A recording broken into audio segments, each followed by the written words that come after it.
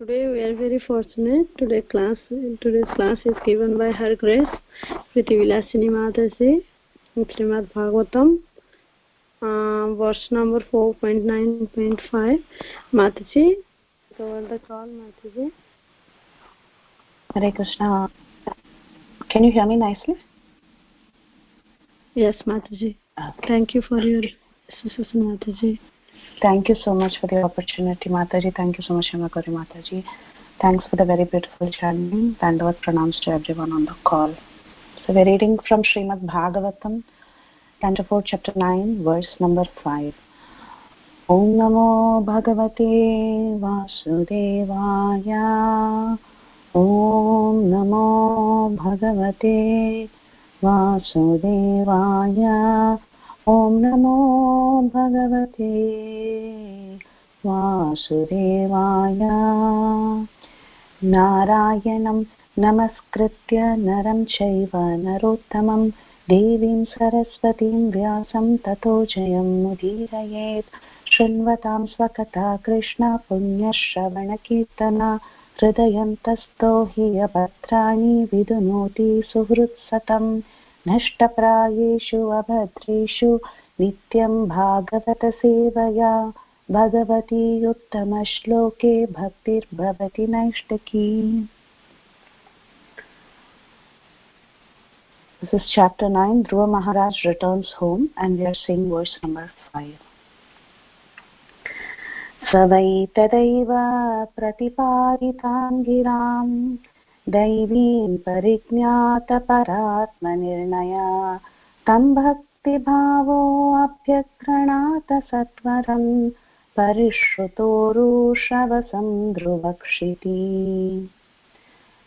Sir Dhruva Maharaj, why? Certainly, tada, at that time, eva, just, pratipaditam, having attained, giram, speech, daivim, transcendental, pariknyata, understood, para-atma, of the super soul, nirnayaha, the conclusion, tam, to the Lord, bhakti bhava, situated in devotional service, abhyagranat, offered prayers, asatvaram, without any hasty conclusion, parishruta, widely known, urushravasam, whose fame, dhruvakshitihi, dhruva, whose planet would not be annihilated.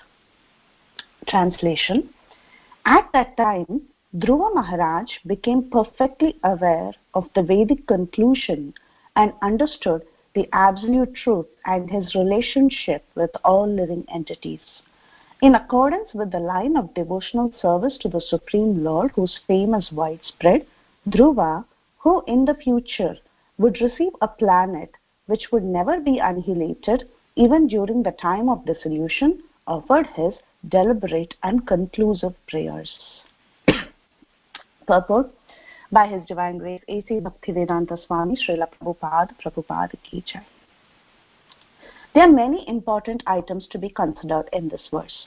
First of all, the relationship between the absolute truth and the relative material and spiritual energies is here understood by a student who has complete knowledge of the Vedic literature. Dhruva Maharaj never went to any school or academic teacher to learn the Vedic conclusion, but because of his devotional service to the Lord, as soon as the Lord appeared and touched his forehead with his conch shell, automatically the entire Vedic conclusion was revealed to him. That is the process of understanding Vedic literature. One cannot understand it simply by academic learning. The Vedas indicate that only to one who has unflinching faith in the Supreme Lord as well as in the spiritual master is the Vedic conclusion revealed. For example of Dhruva Maharaj is that he engaged himself in devotional service to the Lord according to the order of his spiritual master Narada Muni. As a result of his rendering such devotional service with great determination and austerity, the personality of Godhead personally manifested himself before him. Dhruva was only a child. He wanted to offer nice prayers to the Lord, but because he lacked sufficient knowledge, he hesitated. But By the mercy of the Lord, as soon as the Lord's conch shell touched the forehead, he became completely aware of the Vedic conclusion. That conclusion is based on proper understanding of the difference between Jiva and Paramatma, the individual soul and the super soul. The individual soul is forever a servant of the super soul, and therefore his relationship with the super soul is to offer service. This is called Bhakti Yoga or Bhakti Bhava. Dhruva Maharaj offered his prayers to the Lord in the way of not in the way of the impersonal philosophers, but as a devotee. Therefore, it is clearly said here, Bhakti Bhava. The only prayers worth offering are those offered to the Supreme Personality of Godhead, whose reputation is spread far and wide. I repeat that. The only prayers worth offering are those offered to the Supreme Personality of Godhead, whose reputation is spread far and wide. Dhruva Maharaj wanted to have the kingdom of his father, but his father refused even to allow him to sit on his lap. In order to fulfill his desire, the Lord had already created a planet known as the pole star Dhruvaloka, which was never to be annihilated even at the time of the dissolution of the universe. Dhruva Maharaja attained this perfection not by acting hastily, but by patiently executing the order of his spiritual master, and therefore he became so successful that he saw the Lord face to face. Now he was further enabled by the causeless mercy of the Lord. Now he was further enabled by the causeless mercy of the Lord to offer prayers to the Lord. To glorify or offer prayers unto the Supreme, one needs Lord's mercy. Repeating, to glorify or offer prayers to the Supreme, one needs the Lord's mercy. One cannot write to glorify the Lord unless one is endowed with his causeless mercy. This is a purport, very, very beautiful purport.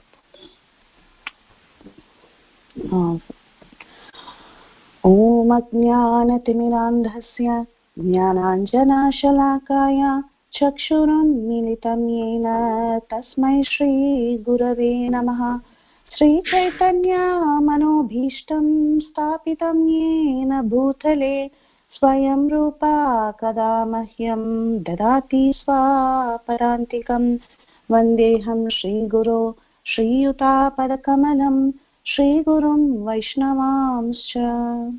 Shri Rupam Sagrajatam Sahagana Raghunatanvitam Tam Sajivam Sadvaitam Savadutam Parijana Sahitam Krishna Chaitanya Devam Shri Radha Krishna Padan Sahagana Lalita Shri Vishakhanvitamscha.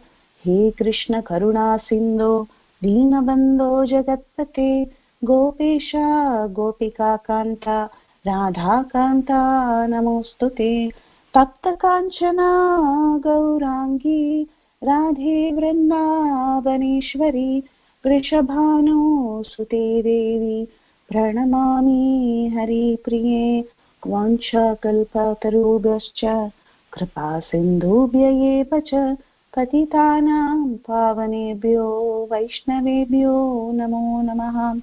Namo Vishnupadaya Krishna Preshtaya Bhutale Srimate Bhaktivedanta Swaminiti Namine. Namaste Saraswate Deve Gauravani Pracharine Nirvisesha Shunyavadi Paschatya Deshatarine. Jaya Shri Krishna Chaitanya Prabhu Nityananda Shri Advaita Gadadhara Shri Vasadi Gaur Bhaktavrinda. Hare Krishna Krishna Krishna Hare Hare Hare Rama Rama Rama Hare Hare.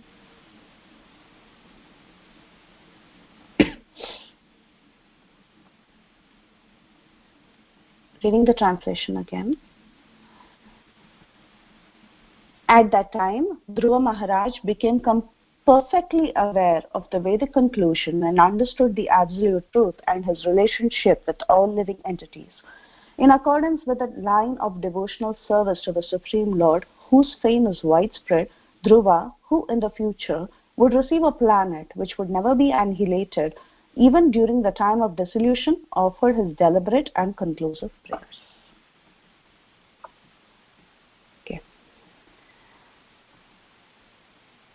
So, a very, very beautiful purport of Srila Prabhupada. So, first of all, in the purport of this verse, we see that Prabhupada emphasizes the process of acquiring knowledge. So he talks about how the knowledge should be acquired.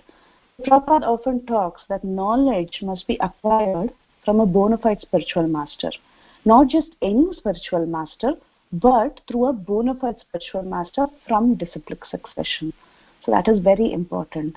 Perfect knowledge cannot be attained just by reading several scriptures and trying to find the essence of all scriptures just by one's own endeavor.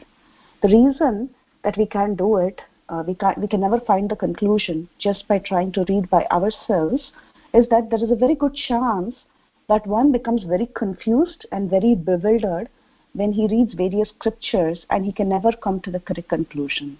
So it becomes very difficult for one to understand the ultimate truth that way just by oneself. Therefore, tad vijnartam sa gurumeva abhigachet samit panihi shrotriyam brahmanishtam Mundakopanishad. It is said, in order to learn the transcendental science, one must approach the bona fide spiritual master in disciplic succession, one who repeats the word as it is in disciplic succession, and one who is fixed in the absolute truth. So to see whether a person is a bona fide spiritual master or not, we see two things according to this verse. One is, he must be a spiritual master in disciplic succession, repeating the words as it is, and he must be completely fixed in the absolute truth. So these are the two qualifications according to this verse to find a spiritual master. Now, in the case of Dhruva Maharaj, he never went to any school or he never read any Vedic literatures. But the Vedic wisdom was revealed to him when he saw the Lord face to face and when the Lord touched him on his forehead with his conch. So, actually we see here that Dhruva first received blessings from Narada Muni, who is his spiritual master, and then he received the blessings from the Supreme Lord. So sometimes in certain very rare cases, the Lord may give mercy directly. But the normal process is that the Lord's mercy is accessed through a spiritual master. To receive transcendental knowledge, we must completely surrender ourselves to a real Acharya in the spirit of inquiry and service. So that's why in Bhagavad Gita, Krishna says, Tadvidhi pratipatena pariprashnena seveya. So actual performance of service to the absolute truth is under the guidance of an Acharya. And that is the only vehicle by which we can assimilate transcendental knowledge. So in Dhruva's case, actually first it was his mother who guided him. And then it was Narada Muni.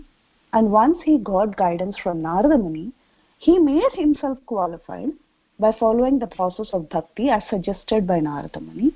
And then the Supreme Lord gave his special mercy onto Dhruva. And when he was touched by the Supreme Lord, Dhruva understood the Vedic conclusion and he began to offer prayers. So this is the process that Dhruva Maharaj followed. But we must understand that it is not that the Lord gives mercy only at the end. We see that in this pastime, Dhruva Maharaj, he went through an entire process. So first, he got the mercy of his mother, then Narada Muni, then he made himself qualified by following the process very sincerely. He followed the process of bhakti very sincerely, and then he saw the Lord face to face, and the Lord was so pleased with him, touched him with his conch, and all the Vedic conclusion dawned onto him, and he began to offer prayers. So we see the process. But we must understand that it is not that the Lord gives mercy only at the end. It's not like that. The Lord gives mercy all the time. Krishna's mercy is there always. but we really need the eyes to actually see that Krishna is giving mercy from beginning to end. So let's see how Krishna was actually there. Narada Muni's mercy on Dhruva is also in one sense the mercy of the Lord. So without the mercy of Krishna, we don't get Guru, and without the mercy of Guru, we don't get Krishna, right? So like that, Narada Muni's mercy on Dhruva is also in one sense the Lord's mercy only. Narada Muni was the channel of the Supreme Lord's mercy, and the spiritual master in general is a channel through which he distributes the Lord's mercy to everybody, to so many people in the world. So he's a channel of mass distribution. He gives mercy to so many people in the world.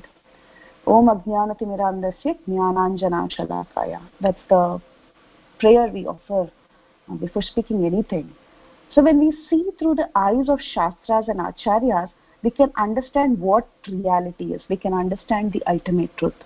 We cannot see the truth when we are seeing everything through our mundane eyes that is contaminated with our egoistic perceptions and our ideologies. The spiritual master actually helps us to see things properly and find the ultimate conclusion. So, in the first step, when Narada Muni was guiding Dhruva Maharaj, also the Lord's mercy was there, and it was working through the channel of Narada Muni. Secondly, in the process of practice of devotional service by Dhruva, after he received instructions from Narada Muni and he was practicing devotional service, there also the Lord's mercy was there. Why? Because the ability in man, the ability that we have, and whatever little progress we make, that also depends on the mercy of Lord. So Krishna substantiates this. Krishna in the Bhagavad Gita, he says, those who are constantly devoted to me and worship me with love, I give the understanding by which they can come to me. Bhagavad Gita 10:10. And Krishna also states that he is the ability in man. So like this, whatever endeavor Dhruva Maharaj was doing, that was also the mercy of the Lord. So mercy of the Lord was there. It was there in a subtle form throughout. And towards the end, the Lord really came in front of him and touched him, and that was the ultimate mercy that Dhruva Maharaj received. So the Lord's mercy is there with us, and he's giving us mercy all the time. Even not only for Dhruva, even for us, we are receiving the Lord's mercy all the time. But we must be open to access it, just like when it rains. So when it rains, it rains everywhere, and everyone gets wet. If we are out in the rain, if we are not in our house, if we are out in the rain, all of us are going to get wet. But if we put up an umbrella and block the rain, then we deprive ourselves from getting wet. So like that, it is us, we may be not receptive to the flow of mercy, but the flow of mercy is always there throughout. It is there when we are introduced to the spiritual master. It is there when we are introduced to the process of Krishna consciousness. When we have a slight desire, Krishna facilitates it immediately. He sends a spiritual master. And when we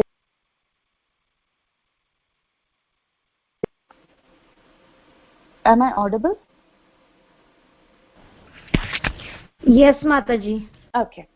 So, he's there all the time, is what I was saying. So, he's there in the beginning, he's there when the process is going on. When we are practicing devotional service, it is not our endeavor. When we say Bhakti Yoga, we don't mean to say that we are practicing devotional service. It's all by me. I am endeavoring. No, Krishna is facilitating, and we have to acknowledge that. It is only by Krishna's mercy that we are able to do anything. So, Krishna's mercy is there. And ultimately also, it is only because of Krishna's mercy that we get, the final mercy that Krishna has to give each one of us. So like that, Krishna is there with us, giving mercy all the time. So we are helplessly dependent on Krishna 24 hours a day. That is the truth. Even in this verse, Dhruva Maharaj is saying, Prabhupada is saying that Dhruva Maharaj is offering prayers to Krishna, and only Krishna is actually worthy of receiving any prayer, because he is the one who is empowering everybody all the time. He is the only one who is worthy of being praised. We are all like nothing in front of the Lord. We are very, very minute in front of the Lord. So the real great one is actually Krishna. And the goal of our life is to simply accept our position as being subservient to the Lord, and we have to surrender. So the fruit of real knowledge is actually surrender. What's the use of all this knowledge to come to the point of surrender? If we understand that we are Anu, we are very minute, very infinitesimally small, and Krishna is Vibhu. Vibhu means like he's big, he's huge, he's infinite, he's ultimately inconceivably great. Then we'll have no other alternative but to surrender. And he is the only worthy person for us to surrender. He is the only worthy person to receive prayers. But the surrender is a surrender of love. It is a surrender of trust. It is not a surrender by force. Then surrender becomes complete. So just like when a child is drowning and the child realizes that he cannot save himself, when the parent comes and reaches out her hand, the child with complete faith and complete trust surrenders to the fact that I cannot save myself helplessly. What will the child think? Will the child think I can swim and come out? No. The child will realize that I cannot surrender, I cannot save myself. I'm very helpless and desperately, fully dependent on the parent. The child will reach out his hand to the parent. So like that, completely abandoning all consideration of saving oneself, one trusts the protective hand of the Lord. And the protective hand of the Lord is there from the beginning to the end. So that is surrender. And that is the surrender of love and trust. It's not some kind of a surrender where you're thinking, it's not a negative feeling. Rather, it's a very positive feeling because the Lord is involved. It's a surrender of love. You feel good actually when you're doing this process. So that is a surrender of faith. So that love and surrender that comes when we understand that whatever Krishna is doing for us from beginning to end is always perfect. So whatever Krishna does is for the good of everybody. And especially the way Krishna reciprocates with the surrendered devotee is only for the welfare. Krishna's mercy is everywhere, but we have to have the eyes to see it. We have to have the eyes to see Krishna's mercy in every step. So in this regard, there's a very beautiful story told by all our Guru Vargas, Prabhupada, everyone. The story, it describes how there was a great king, and this king was very, very religious, and he had a religious chief minister also. Now this chief minister was a very surrendered soul. He was a very great devotee, he had great faith, and he had great trust in the Supreme Lord. And anything that would happen within the kingdom, whether it was good or whether it was bad on the outside, this minister would always see it as Krishna's mercy. He would see Krishna's hand in every step. So everything he see, he would see it as Krishna's mercy. So of course he would always give very good advice to the king of how to receive Krishna's mercy and how to accept it and how to benefit from it. But some of the other ministers, they were kind of envious of him. They were thinking, why is this man? He's always saying for everything. He just sees everything as mercy of Krishna. He tells the king also it's all Krishna's mercy. They felt that he was getting too much credit, too much praise, and too much money for nothing. He would just throw the thing on Krishna's mercy, and that would be his answer for everything. So the other ministers, they were kind of envious. And they thought that this minister is actually useless. So one time, the king, he was sitting with his other ministers and he was eating his dinner and he was talking with his ministers. He was a little inattentive. He picked a fruit and he began cutting one of the fruits, and by mistake, a sharp knife cut the tip of his finger and it started bleeding. It started bleeding everywhere. And the king was in great pain. And the minister immediately said, the minister was standing next to him, the chief minister was always dependent on Krishna's mercy. So the minister was standing next to him and he said, "Oh king, this is Krishna's mercy that your finger got cut." And when the king heard this, he looked at him and he thought, how can this be Krishna's mercy? And all the other ministers around him who were envious, they all got outraged. They said, this is an offense to the king. He's sitting there, he's bleeding in pain, he's cut off a part of his finger, and you are saying this is Krishna's mercy? This is blasphemy. You're blaspheming the king. And when the king heard this, he said, yes, this is blasphemy. How can you talk like this? I have cut my finger and you're saying this is the mercy of the Lord? And the king told his guards, he was very angry with this prime minister, this chief minister who was guiding him, and he told his guards, put this minister in jail. I don't want to see his face. He's being very rude to me. So all the guards came there. They came and they took this chief minister and put him in jail, and they locked him up. And then the king, he took the other envious ministers and he made one of those other envious ministers as his next chief minister, and he continued his daily routine. So the king, he would go regularly out to hunt. So one day, he went with some of his associates on a hunting excursion. And the animal, as he went there, chasing the animal that he was hunting, he got lost and he went chasing deep into the forest. And the king rode very, very fast along with the animal and his new chief minister, who was always by his side. So they went deeper and deeper and deeper into the forest, into the jungle, and all the soldiers were left behind. So they didn't know, the soldiers didn't know where the king had gone, but the king went deep into the forest. So like that, the king and his new chief minister, they came to a place that was filled with a gang of dacoits and man-eaters. So in a mode of ignorance, they were worshipping the form of ghastly demigods, these people. So according to their superstition, these low-class dacoit cannibals, they decided that it was time for a human sacrifice, time to offer some human sacrifice to please their demigod. So they saw the king, they surrounded him and they captured him and they gave him a ceremonious bath along with the chief minister. They decorated him and then they took him, the king and his chief minister, in front of their ghastly form of their demigod, and they were ready to offer both of them to the demigod. So the head priest, he came forward and he started sprinkling some liquid, some water, and he started chanting mantras. So to begin this great human sacrifice. So at that time, he was checking the entire body of the king and his ministers. So while he was meticulously checking the entire body to see if this object of sacrifice was really worthy of sacrifice for the demigod, at that time, he looked at the hand of the king and he saw that a part of the finger of the king was severed. So he told the other dacoits that this man is not worthy to be accepted. We cannot offer this imperfect man whose bodily part is cut off to our God. So like this, the king was released. And the king, he was released and he was so relieved, and he went running to meet his minister who was in jail. So he went to his minister, the first chief minister who was in jail, and he went running to him and he told him what had happened and he apologized to the minister. He told the minister, you please forgive me. What did I do? I didn't listen to you.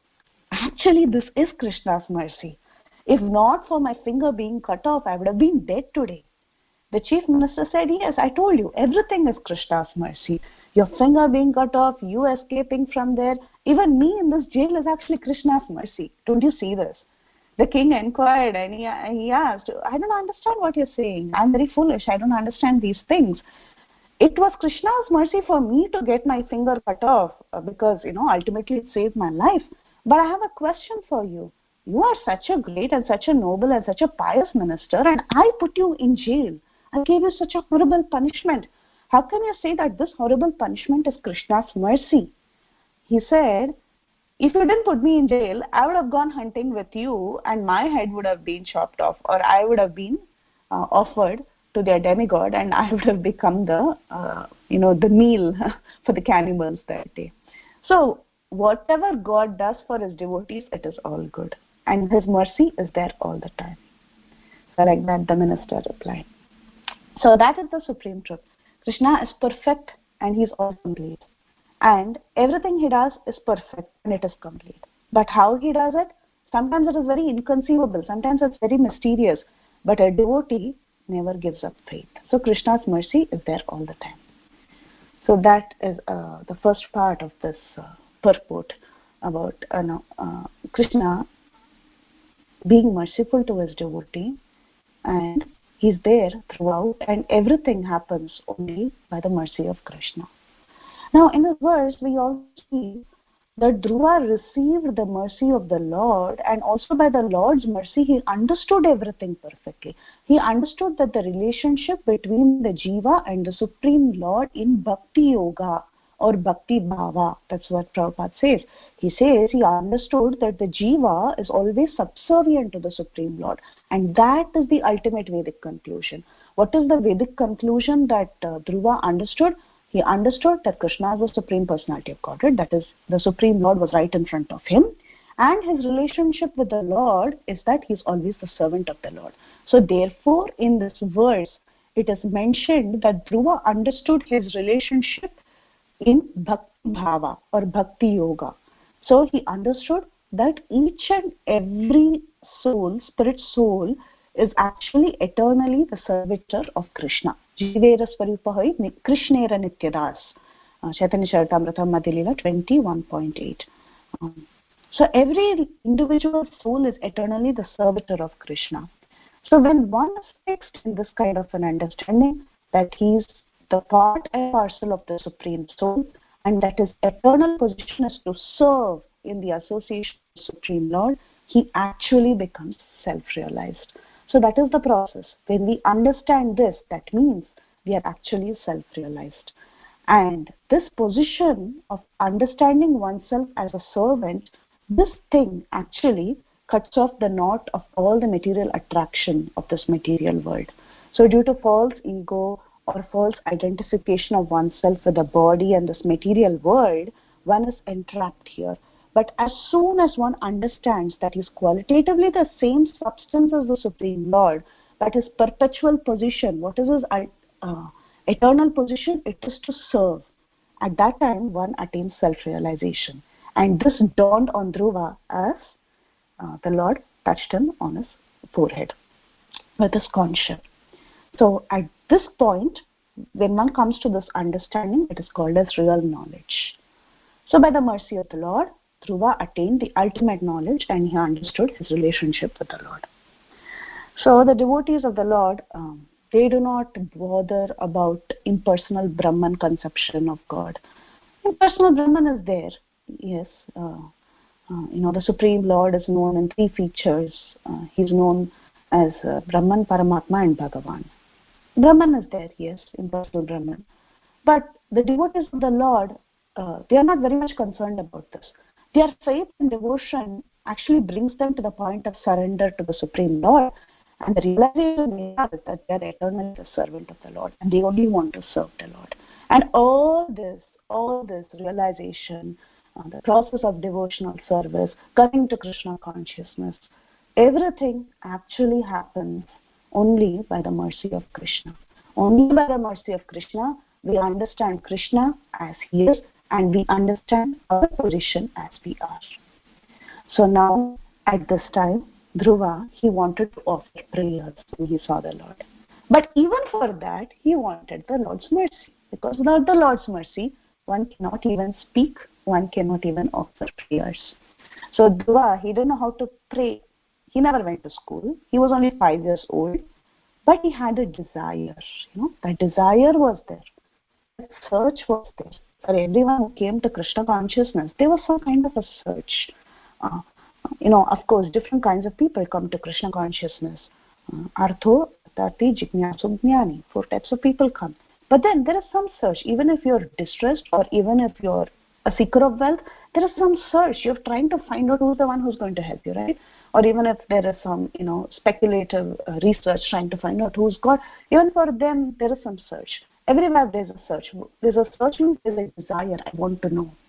So, Dhruva, he didn't know how to pray. He never went to school. He was only 5 years old, but he had desire. He saw the Lord. He had no poetic skills. He had nothing memorized. But somehow or the other, all that he thought is, I want to glorify the Lord. So he had a grateful heart. He was thinking, the Lord is so wonderful. He has come for me. I'm feeling so grateful. I want to praise the Lord. When he thought like that, the Lord is very kind to me. I want to offer my love to him. I want to pray for his benediction of eternal service. When he thought like that, the Lord empowered him because he had no power to do it by himself. So the Lord, simply seeing his sincerity, touched his head with the conch and gave him the power to offer prayers. And those prayers are so beautiful that even today, great scholars and saints, they are inspired by the prayers of Dhruva Maharaj. So prayers must come from the heart, like Dhruva. Dhruva, so intently, with a grateful heart, he wanted to offer prayers. Like that, similarly, even when we offer prayers, prayers must come from the heart. Even to this day, we are told, if you don't know to offer prayer, we offer the prayers that is there in the Bhagavatam, prayers of great devotees, like Dhruva, Kunti, Prahlad, like that. Great souls like them, we just offer the prayers that they offer. We just repeat. But repeating is just not the point. It's not that we just memorize and blurt it out. Rather, we must pray from the heart, just like them. When we say we take inspiration and we follow in the footsteps of great devotees, that means it's not that we just copy verbatim and then just repeat it.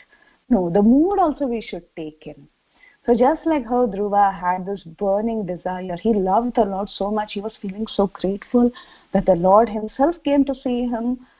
He had that grateful feeling in his heart. So we also imbibe the same feeling. I mean, we try to follow in the footsteps of Dhruva to get the same feeling when we are actually repeating the prayers. We are all not great poets, or we don't have enough realizations to write our own prayers. But when we are using the prayers of great souls, we also try to understand their mood and imbibe that quality. So that's how we offer prayers when we have a genuine heart, when we offer prayers with genuine love towards the Lord. So there are 9 processes of devotional service according to scriptures. One of them is Vandanam. Vandanam. So one can attain perfection of life just by properly executing any of these 9 processes of devotional services. So beginning with hearing Shravanam, Kirtanam, Vishnu Smaranam, it goes like that. In that line, offering prayers is one of those essential items of bhakti. So simply by learning the proper method of praying in the right spirit, we can invoke the mercy of the Lord within our lives. So the Vedic literatures, they are filled with different kinds of hymns and prayers. In fact, within the Vedic scriptures, so much of the teachings are actually conveyed through offering prayers of great souls. Like for example, Srimad Bhagavatam. Srimad Bhagavatam is considered as the essence, it is considered as the crest jewel of all Vedic literatures. And it is predominantly manifested through prayers of the hearts of great souls. So throughout Bhagavatam, in every canto, you will come across beautiful prayers of different devotees towards the Lord. So that is something that is the highlight of Srimad Bhagavatam. Generally, when we read Srimad Bhagavatam, we all have this, at least I have this habit. When we read, we like to read stories because that's something interesting. We know, okay, what's happening next, There's some interest. But then when it comes to prayers, fast forward. We just turn the pages. But prayers are actually very important because they show the mood of the devotee, how we can imbibe the right mood, and they also show the greatness of the Lord. Actually, Srimad Bhagavatam is nothing but a compilation of prayers. So prayers are very important. Now, in prayers, there are 4 common elements that we find in prayers of great souls. Great souls, they generally offer prayers in this method. So, what are the different elements of a prayer? So, the first thing is to glorify the Lord from the heart, appreciating the mercy of the Lord, the beauty of the Lord, the supreme position of the Lord. That is the first element of a prayer when a prayer is offered. So, the first few verses generally are like that. It is glorifying the Lord. They say when we see the Lord, if at all, we get to see the Lord face to face, then the first thing we do is, we actually offer prayers. That's the first thing we do. But what kind of prayer? The first element in the prayer is glorifying the Lord. Glorifying the Lord from the heart, appreciating the mercy of the Lord, the beauty of the Lord, the supreme position of the Lord. So that is the first element. Then there is the second element of prayer or offering prayers. That is humility and gratitude. Without these two principles, whatever we do, it is very superficial. We can never satisfy the heart. We must really feel humble, and we must understand our position as subservient to the Lord. That is very important. So that is also a part of offering the prayer. The third element of our prayer is to pray for benediction. And what benediction? All the great souls have shown us what is the benediction that we must be praying for. We must not be like Ravana and Hiranyakashipu asking for wrong benedictions. So we must learn from these great souls. Not only do we learn their mood, how nice, how grateful they are, how they are praying from their heart, how humble they are. Not only are we learning that from these great souls, we also learn what kind of benedictions to ask. This famous story of Dhruva, we see initially he came with something in his heart, some desire in his heart, but later when he saw the Lord, everything was transformed. He was thinking, oh, I was looking after broken pieces of glass, or no, I went to a great king and I just asked for a few grains of rice, huts of, few grains of rice, like that. So we should be very careful about what we ask. Benediction should be something of real value. Real value is real spiritual value. So that kind of benedictions we should ask. And the fourth element, which is very common in all the prayers, is the prayer of forgiveness. Forgiveness for our offenses, our sin, our laziness, our neglect, everything. In a day we do so many mistakes. Aparada sahasrani kriyante anisham maya dashoham iti manmatva kshamas madhusudana. We have to ask for forgiveness. That is very important. But this asking for forgiveness, this regret and this remorse for things that we have done wrong or whatever we are doing wrong should be in a positive spirit of improving. It is not that, it's a negative thing that when we go and ask for forgiveness, we are actually becoming, feeling more and more, feeling fallen is there, yes, but it should not be in a derogatory sense. Rather, it should be for improving ourselves and correcting ourselves or reforming and humbling ourselves in front of God. So these are the different elements in offering prayers. And soon from tomorrow, we will be seeing Dhruva Maharaj's prayers. So overall, this is what I wanted to summarize. In this pastime, not only did the Lord show mercy to Dhruva in so many stages by showing mercy through the channel of Narada Muni, by being merciful, by assisting Dhruva in his progress in devotional service, showing special mercy by coming in person and touching his forehead with his conch shell and empowering Dhruva to offer beautiful prayers, but the Lord also fulfilled Dhruva's desires. So he did all of this and he also fulfilled Dhruva's desires. So first Dhruva desired a kingdom, okay? So that was the desire that he had in his heart. And the Lord actually fulfilled it. Why? Because the Lord likes to fulfill the desire of a devotee. Sometimes he may choose not to fulfill the devotee's desire. When does he choose not to fulfill? When his desire is unfavorable for the devotee's spiritual advancement. Krishna is the best judge. He knows what is best for us, what is best for us spiritually. So in this case, the Lord did not think that Dhruvaloka has any obstacle for him to remain in the Lord's service. Hence, Dhruva's desire here was also fulfilled. So this is about this verse today and the purport given by Srila Prabhupada. We can end here. Any questions, comments, realizations? Please go ahead. Thank you so much for patiently listening. Hare Krishna.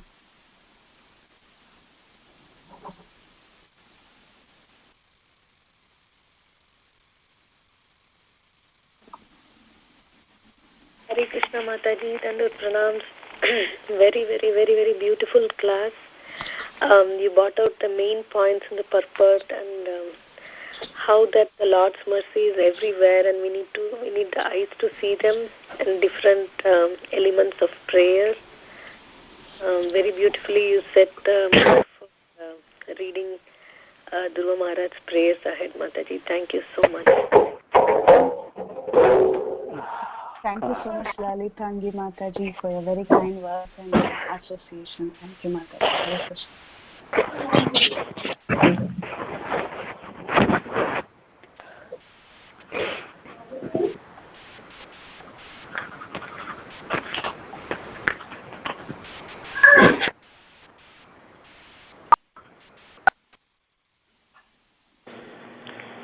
Hare Krishna Mataji, very wonderful class. Very nicely brought up so many nice points. Thank you. Hare Krishna. We like to hear you more and more. I mean, at least I do. Thank you so much, Kamadaki Mataji. Thanks for always blessing all of us. Thank you, Mataji. Thanks for everything.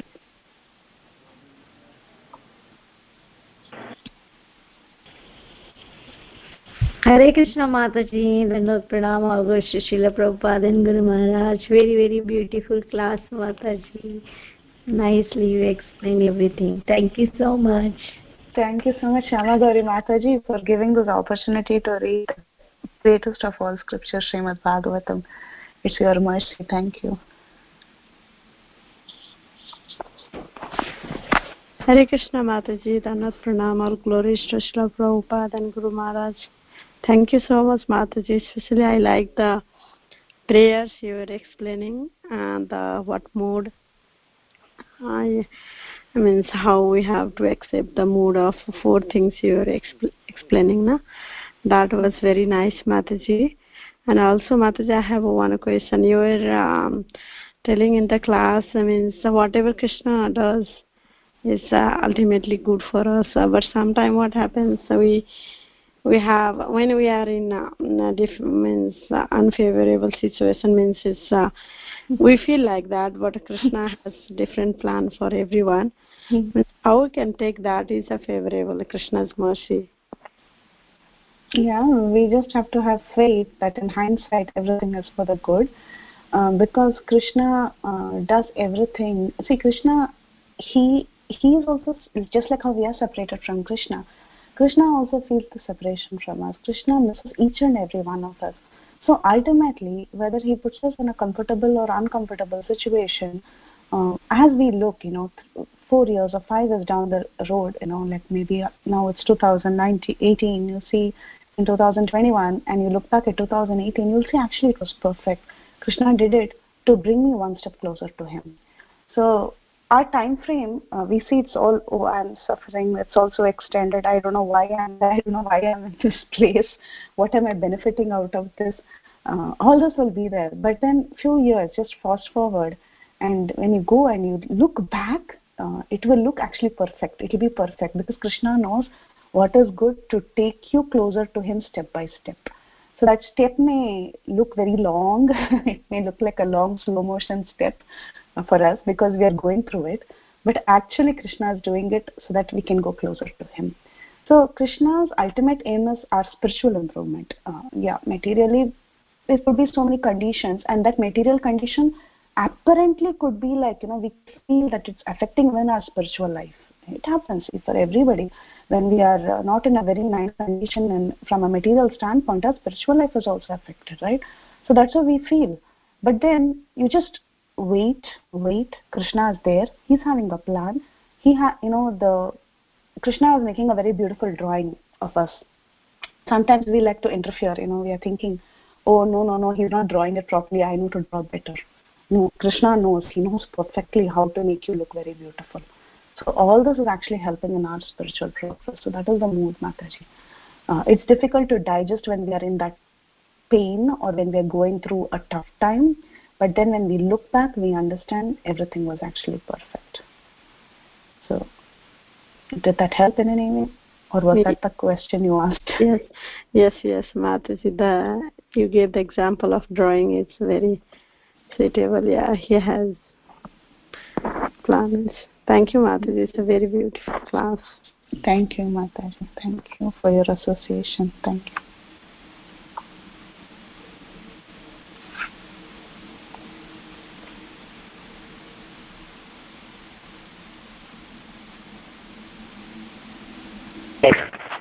Hare Krishna Mataji.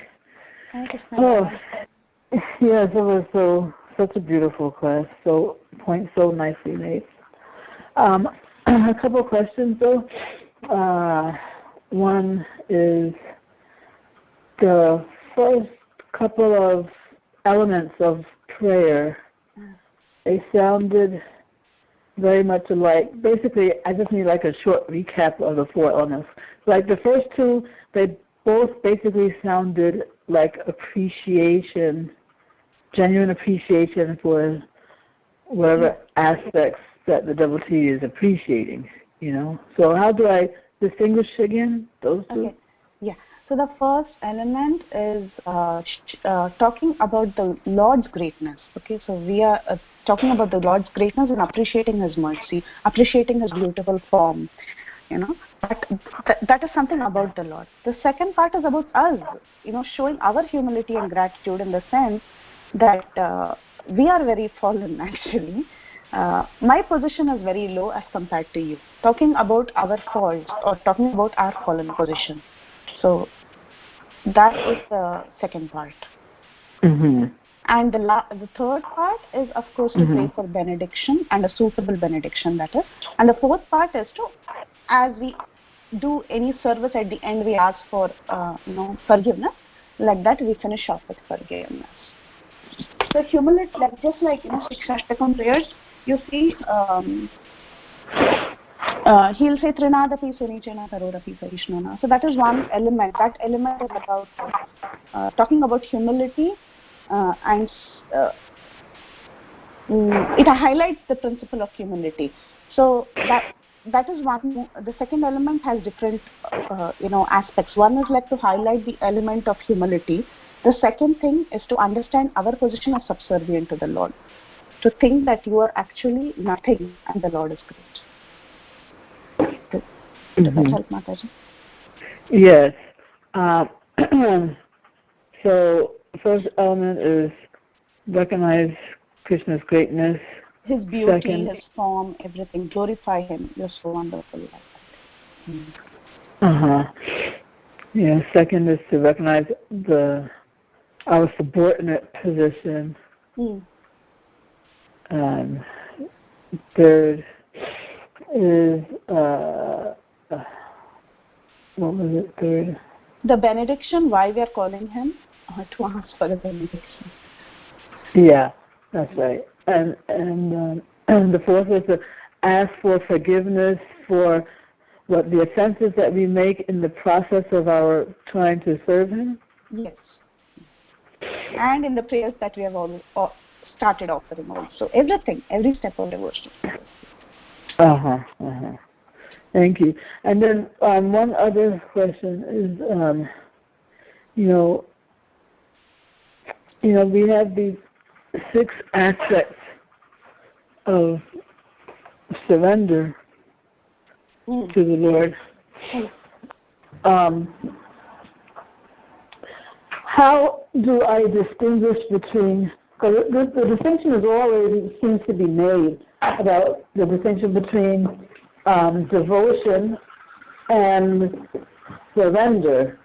It is said that surrender is like preparation for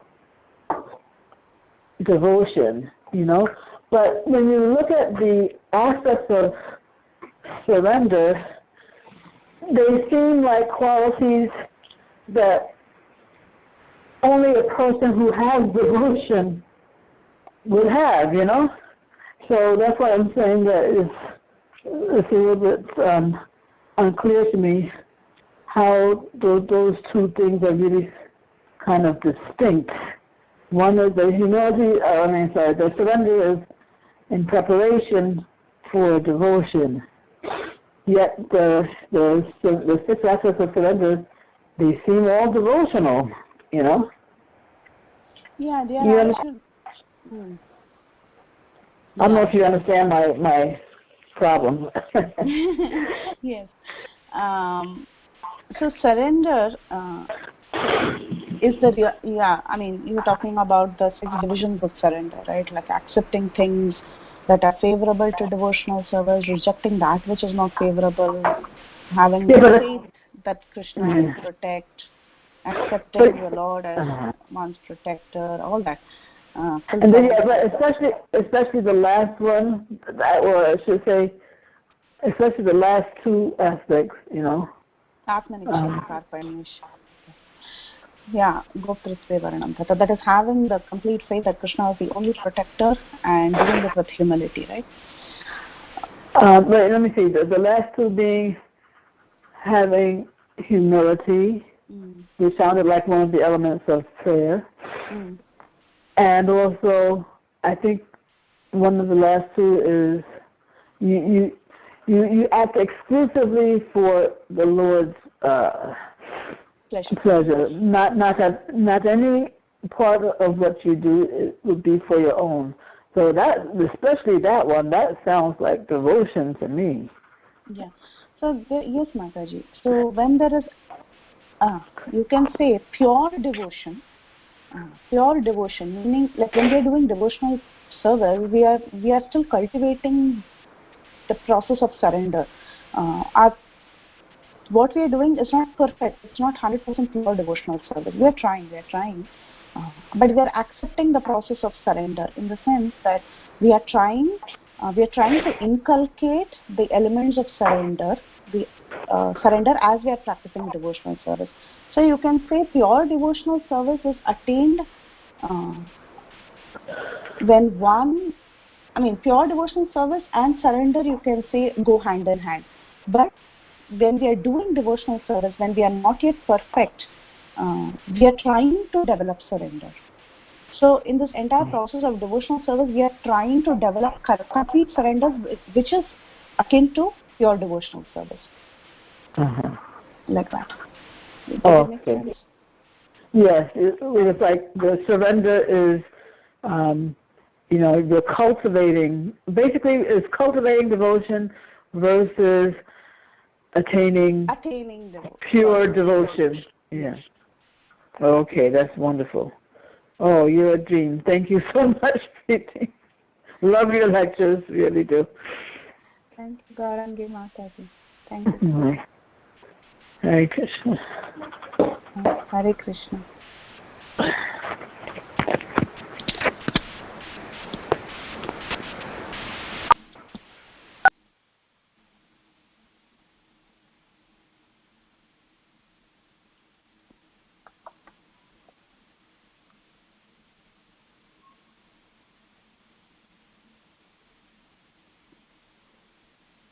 Anyone else has any comments or questions?